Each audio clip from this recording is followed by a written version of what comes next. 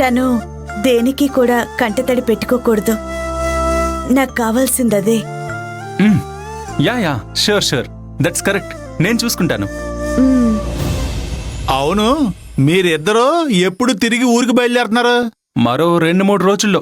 ఏంటి నిలవేణి, అంతే కదా? అవును సార్, 2 రోజుల్లో బయలుదేరదాం. ఏంటమ్మా ఇంకా సారనే పిలుస్తున్నావా? అయ్యో అత్తయ్య, దయచేసి ఆ విషయాన్ని వదిలేయండి. సరే సరే,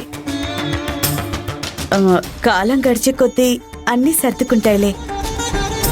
మా ఊళ్ళో మరో 2 రోజుల పాటు పండగ సంబరాలు అంబరాన్ని అంటుతాయి. మంటలేయడం, ఎద్దులను తిప్పడం, ఉట్టిని కొట్టడం, రంగులతో ఆడుకోవడం, ఇలా చాలా ఆటలుంటాయి.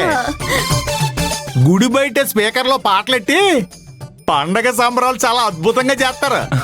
ఆటల్లో పోటీలు కూడా ఉంటాయి.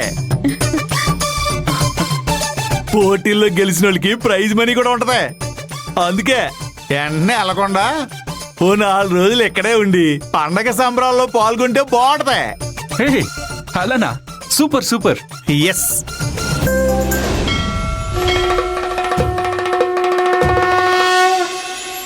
పెద్దవాళ్ళు చిన్నవాళ్ళు దయచేసి నా స్పీచ్ వినాల్సిందిగా కోరుతున్నా.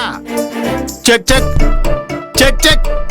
హలో, ఒరే ఏడుకొండలో కనెక్షన్ కరెక్ట్ గా ఇవ్వరా?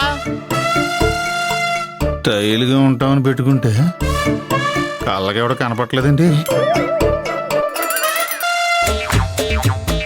నా ప్రియాతి ప్రియమైన ఊరు ప్రజలారా, ప్రతి సంవత్సరం లాగే ఈ సంవత్సరం కూడా మా ఊళ్ళమ్మ పండగ పోటీలు ప్రారంభమవబోతున్నాయి.